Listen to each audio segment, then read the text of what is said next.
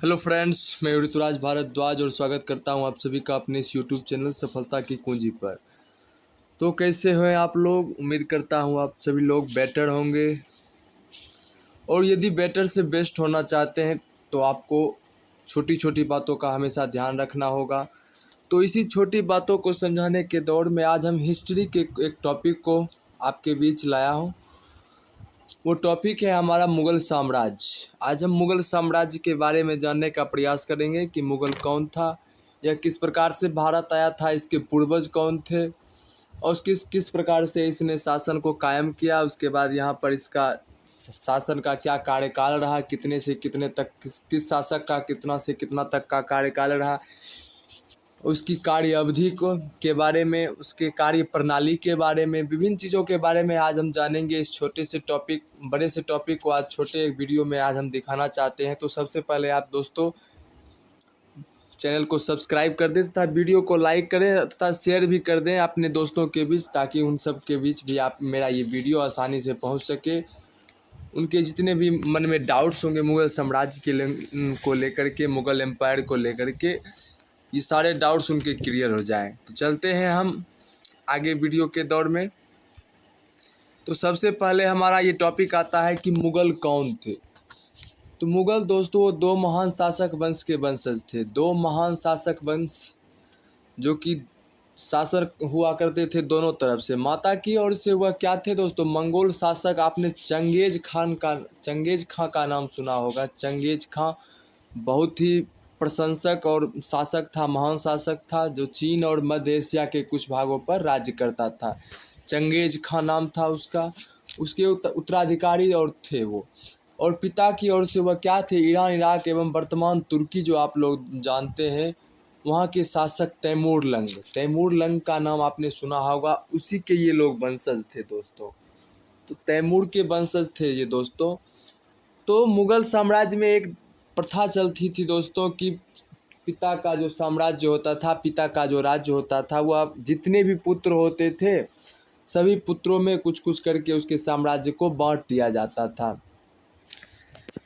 तो इसके बाद दोस्तों सबसे पहले तैमूर में हम जानने का प्रयास करेंगे कि तैमूर के बाद कौन सा कैसा राजा आया, कौन सा राजा आया और किस प्रकार से वह भारत आया। तो इसमें हम जानने का प्रयास करेंगे।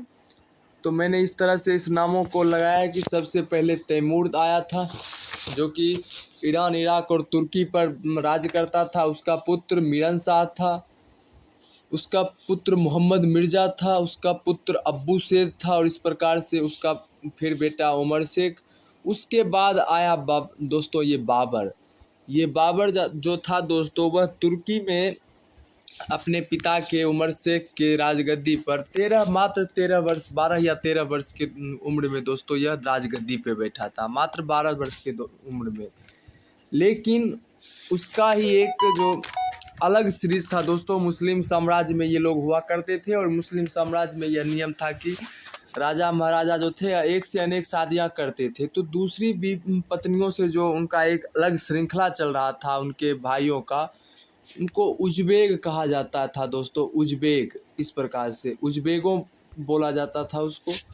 तो ये उज्बेक जो थे, उन्होंने इस बाबर को क्या किया दोस्तों? हरा दिया। इस बाबर को हरा दिया। उमर शेख के अलग श्रृंखला के पुत्र, दूसरे तरह के जो पुत्र हुआ करते थे, उन्होंने बाबर को हरा दिया, अपने भाई को हरा दिया और उसे वहाँ से भागने पर मजबूर कर दिया। तो यह बाबर जो था वह वहाँ से भाग गया। भागने के बाद वह भारत आया दोस्तों। भारत वह कैसे आया और किस प्रकार से शासन करना प्रारंभ किया, ये हम जानेंगे। तो ये बाबर हुआ। बाबर के बाद बाबर का पुत्र हुमायूं आया, फिर अकबर आया, फिर जहांगीर, फिर शाहजहां, फिर औरंगजेब और फिर एक अकबर द्वितीय आया, फिर बहादुर शाह। कुछ इस प्रकार से मुग़ल साम्राज्य का खात्मा हो गया। तो हम इसको डिटेल में जानने का प्रयास करेंगे कि बाबर किस प्रकार से आया और किस तरह से उसने यहाँ पर अपना साम्राज्य स्थापित किया। तो चलते हैं हम आगे। बाबर दोस्तों जो था, ये बाबर 1526 से लेकर 1530 ईस्वी तक शासन किया। 1526 में जब भारत आया दोस्तों, तो यह 1526 में पानीपत में यह पहला युद्ध किया, जब दिल्ली पर लोधी वंश का शासन हुआ करता था दोस्तों। तो लोधी वंश में इब्राहिम लोधी का शासन हुआ करता था। उसके साथ इसका 1556 में पानीपत के मैदान में इसका युद्ध हुआ, जिसमें वह इब्राहिम लोधी को हराकर दिल्ली की गद्दी पर बैठ गया। फिर उसके बाद 1527 में इस बाबर ने खनुबा में राणा सांगा और राजपूत राजाओं उनको सबको हरा दिया। फिर उसके बाद 1528 में ये चंदेरी में कुछ राजपूतों को हराया, और इस प्रकार से यह 3 युद्ध करने के बाद यह दिल्ली पर जो है बहुत अपना मतलब कब्जा जो था वो पूरी तरह से यह जमा चुका था दिल्ली पर। तो चंदेरी, ये 3 युद्ध दोस्तों आप लोग याद रखिएगा। जब बाबर भारत आया था तो उसने 3 युद्ध किए थे। 1526 में पानीपत में युद्ध किया था, इसमें उसने इब्राहिम लोधी को हराया था। फिर 1527 में उसने राणा सांगा और अन्य राजपूत राजाओं के साथ युद्ध किया, उसको भी हराया। उसके बाद चंदेरी में भी कुछ राजपूतों को इसने हराया और पूरे दिल्ली पर अपना कब्जा जमा लिया। और अपनी मृत्यु से पहले दोस्तों दिल्ली में और आगरा में मुगल नियंत्रण स्थापित कर दिया।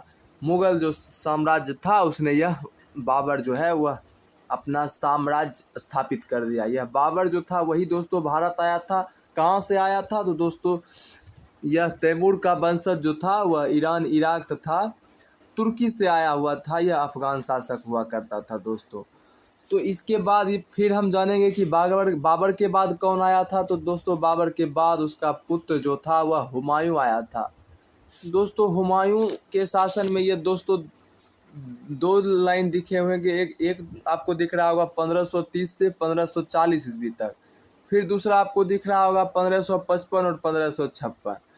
तो इस बीच में दोस्तों ये कुछ 15 साल का जो दोस्तों ये आपको गैपिंग दिख रहा है, ये किस प्रकार से हुआ, तो इसको भी हम जानने का भी प्रयास करेंगे। तो सबसे पहले हुमायूं ने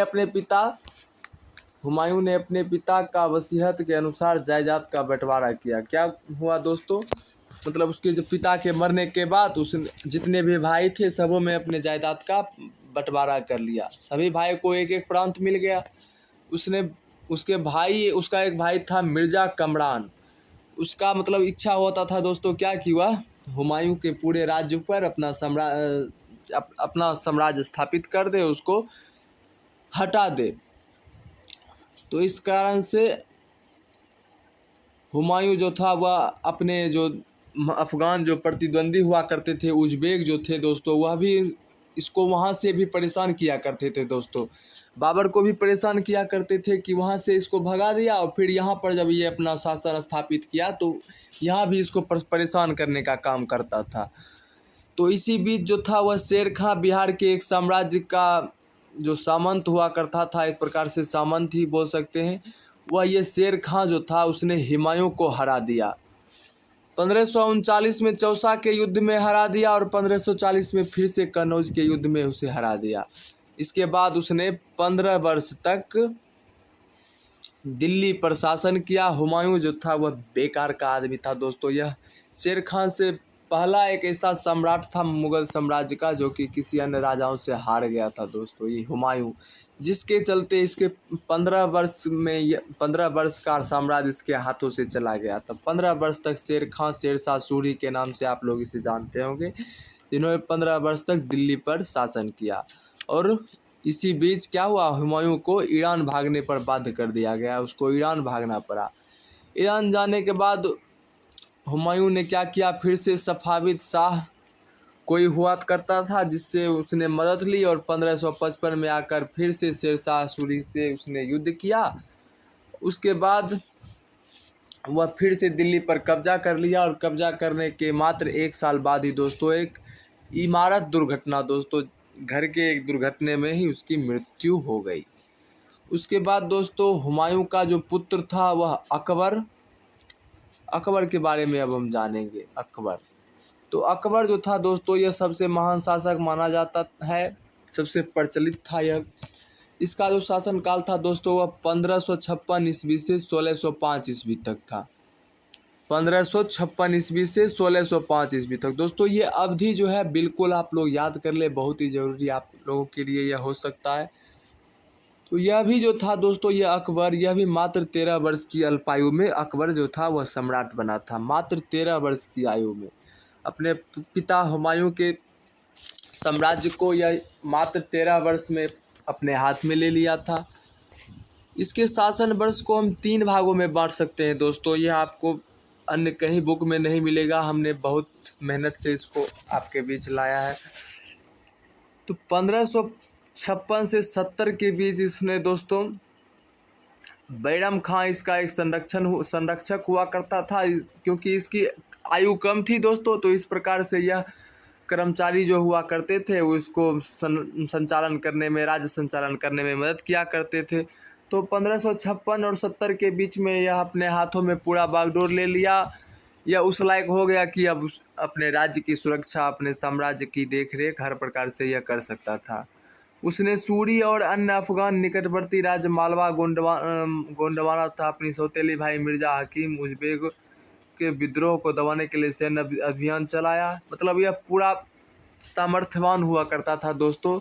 यह 1568 ईस्वी में क्या किया था दोस्तों, सिसोदियों की राजधानी चित्तौड़ और 1569 में रणथंभौर पर कब्जा कर लिया था। यह अपने साम्राज्य का विस्तार करना शुरू कर दिया था दोस्तों।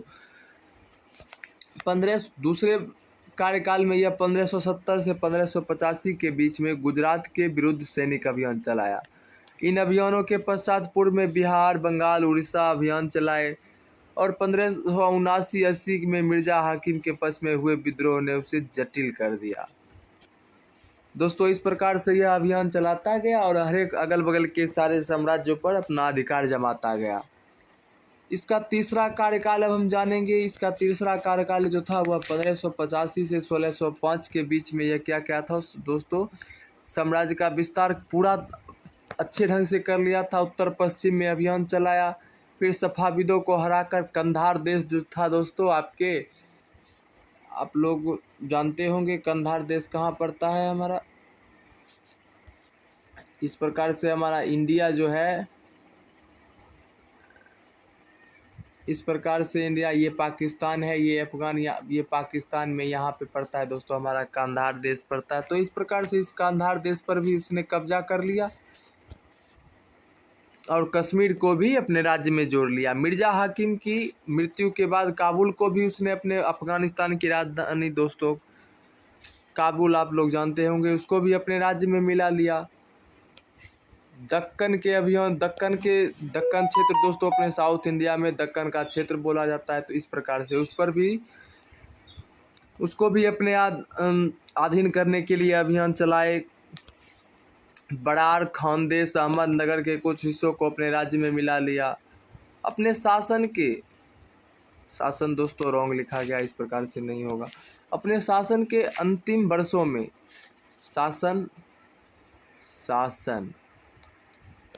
अपने शासन के अंतिम वर्षों में अकबर की सत्ता राजकुमार सलीम के विद्रोह के कारण लड़खड़ा गई थी दोस्तों। अकबर का पुत्र जो था राजकुमार सलीम, उसने विद्रोह कर दिया था। अपने पिता के प्रति विद्रोह करने के कारण उसका जो है वह राजकाज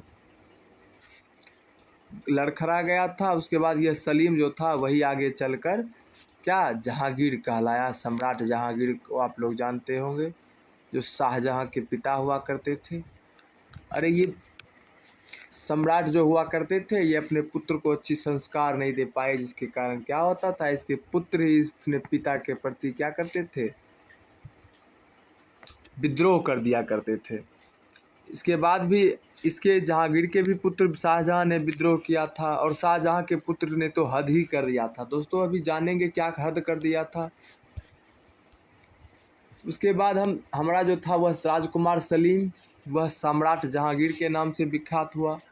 इसका जो कार्यकाल था दोस्तों 1605 से 1627 के बीच इसका कार्यकाल रहा दोस्तों। जहांगीर ने अकबर के सैन्य अभियानों को आगे बढ़ाया। अकबर जिस प्रकार से अपना सैनिक अभियान चलाया करता था, उस सैन्य अभियानों को इस जहांगीर ने भी आगे बढ़ाया। मेवाड़ के सिसोदिया शासक अमर सिंह जहांगीर के अभियान के कारण उसने मुगलों की सेवा को स्वीकार कर लिया था। इसके बाद सिखों, अहोमों और अहमदनगर के खिलाफ अभियान चलाए गए, जो पूर्णतः सफल नहीं हुए। कुछ सफल हुए, कुछ दिनों के लिए हुए तो फिर उस पर कब्जा कर लिया गया। तो इस प्रकार से यह पूर्णतः सफल नहीं हो पाए। उसके बाद जहांगीर के शासन के अंतिम वर्षों में राजकुमार खुर्रम जो कि क्या कहलाए, शाहजहां। आप लोग शाहजहां को जानते होंगे, प्रेम के दो देवता जिन्होंने ताजमहल बनवाया था। तो ये शाहजहां जो था यह विद्रोह कर दिया था। जहांगीर की पत्नी जो थी दोस्तों, जहांगीर की पत्नी, शाहजहां ने विद्रोह किया तो जहांगीर की जो पत्नी नूरजहां होती थी दोस्तों, इस नूरजहां ने शाहजहां पर शाहजहां को क्या किया था, हाशिए पर धकेलने का प्रयास किया था। हाशिया एक धारदार हथियार होता है दोस्तों। उस पर ये नूरजहां जो थी, जहांगीर की पत्नी, उसने इस शाहजहां को विद्रोह के, क्योंकि यह पिता का विद्रोह किया था, इसके लिए उसे हाशिए पर धकेलने का प्रयास किया, जो उसकी असफल हो गई वह, और शाहजहां बच गया। उसके बाद दोस्तों शाहजहां आया। शाहजहां का जो कार्यकाल था वह 1627 से 1658 ईस्वी तक रहा। दक्कन में शाहजहां ने अभियान अपने जारी कर दिए। अफगान अभिजात खान जहान लोदी ने विद्रोह किया और वह पराजित हो गया। दोनों को उन्होंने पराजित कर दिया। अहमदनगर के विरुद्ध अभियान चलाया, जिसमें बुंदेलों की हार हुई और ओरछा पर कब्जा कर लिया गया। उसके बाद फिर उत्तर पश्चिम में बल्ख पर कब्जा कर उज़्बेकों के विरुद्ध अभियान चलाया गया, जो कि असफल हो गया। फिर परिणाम स्वरूप कंधार और सफाविद के हाथ में फिर चला गया। कंधार देश जिसको अकबर ने अपने हाथों में लिया, इसके कुछ गलतियों की वजह से वह कंधार फिर से सफाविद के हाथों में चला गया। 1632 में अंततः अहमदनगर को मुगलों के राज्य में मिला लिया गया और बीजापुर की सेनाओं ने सुलह के लिए आवेदन दिया गया कि अहमदनगर को अपने में मिला लिया गया, और बीजापुर की सेनाओं ने भी अपना आत्मसमर्पण कर दिया। तो 1657-58 में शाहजहां के पुत्रों के बीच क्या हुआ, उत्तराधिकार को लेकर झगड़ा शुरू हो गया। शाहजहां के 4 पुत्र हुआ करते थे दोस्तों। दारा, आपको मैं बता दूं, दारा,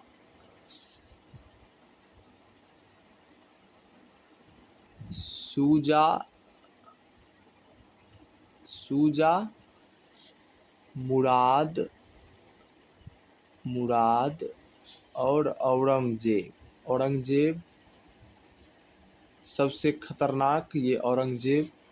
तो इस प्रकार से ये इन चारों भाइयों में जो है वह उत्तराधिकार राजा बनने को लेकर यह झगड़ा शुरू हो गया था। इसमें औरंगजेब जो था वह विजयी हुआ और दारा सिकोह समेत तीनों भाइयों को मौत के घाट उतार दिया। इतना क्रूर, निर्दयी, इतना संस्कारहीन पैदा किया इस शाहजहां ने। यह अपने तीनों भाइयों को मार दिया और अपने पिता को बंदी बना के आगरा के जेल में कैद कर दिया। तो समझ सकते हैं ये शाहजहां का पुत्र यह औरंगजेब जो था वह कितना क्रूर हुआ करता था, जिसने अपने तीनों भाइयों को मार के उसके बाद अपने पिता को भी आगरा के जेल में कैद कर लिया। इसके बाद औरंगजेब जो राजा बना हुआ 1658 से 1707 ईस्वी तक शासन किया। 1663 में उत्तर पूर्व में अहोमों को पराजित कर दिया उसने। 1680 में पुनः विद्रोह कर दिया। उत्तर पश्चिम में यूसुफजई और सिखों के विरुद्ध अभियानों को अस्थायी सफलता मिली। अस्थायी सफलता मिलने के कारण दोस्तों सफलता मिली फिर हाथ से चली गई। इस प्रकार से यह अस्थायी सफलता इसको बोल सकते हैं। तो मारवाड़ और राठौर राजपूतों ने मुगलों के खिलाफ विद्रोह कर दिया। इसका कारण था कि अतिरिक्त राजनीति में मुगलों का हस्तक्षेप। या औरंगजेब जो था वो अन्य प्रकार से राजाओं को जो है वह अपना हस्तक्षेप करता था, उसको अपनी नीति पर चलने का आदेश देता था। इसके कारण यह जो था मराठा जो था, राठौर, मारवाड़ जो था, ये सब राजपूतों ने मुगलों का विद्रोह शुरू कर दिया था। इसमें हमारा मराठा सरदार शिवाजी, जो हमारे शिवाजी राजे भोसले थे, इनको भी आप लोग अच्छे से जानते होंगे। तो शिवाजी जो था यह भी उसका विरोध किया था। मराठा सरदार शिवाजी के विरुद्ध मुगल अभियान प्रारंभ में सफल रहा, परंतु औरंगजेब ने शिवाजी का अपमान किया। शिवाजी का जब अपमान कर दिया औरंगजेब ने, तो शिवाजी आगरा स्थित मुगल कैदखाने से भाग निकला। उसके बाद शिवाजी जो थे वह मुगल के कैद खाने से भाग निकले। उन्होंने अपने को स्वतंत्र शासक घोषित करने के पश्चात मुगलों के विरुद्ध पुनः अभियान चलाए। राजकुमार अकबर ने औरंगजेब का पुत्र फिर से दोस्तों उसने अपने पुत्र का नाम अकबर रखा, अकबर द्वितीय इसको आप बोल सकते थे। इन्होंने फिर विद्रोह किया जिसमें उसने मराठा और दक्कन सल्तनत का सहयोग मिला और अंततः वह सफाविद ईरान भाग गया। तो यह औरंगजेब के बाद यह सल्तनत जो थी दोस्तों वह पूरी प्रकार से बिखरने लगी। इस अकबर के बाद फिर बहादुर शाह जफर किसी प्रकार से कुछ 2-4-10 वर्षों तक शासन करने के बाद फिर हमारे देश में दोस्तों अंग्रेज आ गए, जिन्होंने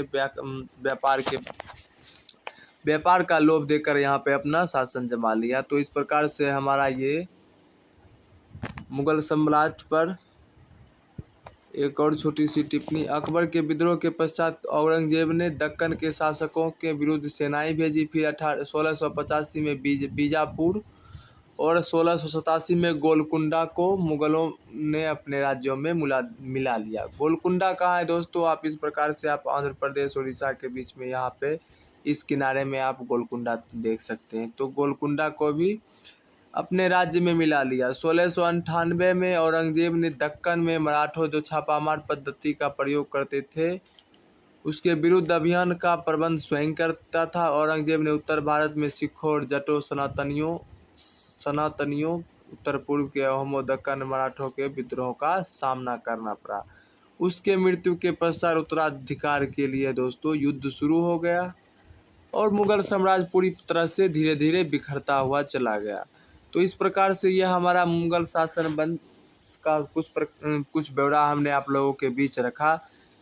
अगर अच्छा लगा तो बिल्कुल लाइक करें, शेयर करें, सब्सक्राइब करें और इस प्रकार की अन्य सारी वीडियो हम आप लोगों के बीच लाते रहेंगे। इसके लिए आप अपने बेल आइकन को दबा लें ताकि मेरी सारी वीडियोज़ की नोटिफिकेशन आप लोगों को मिलती रहे।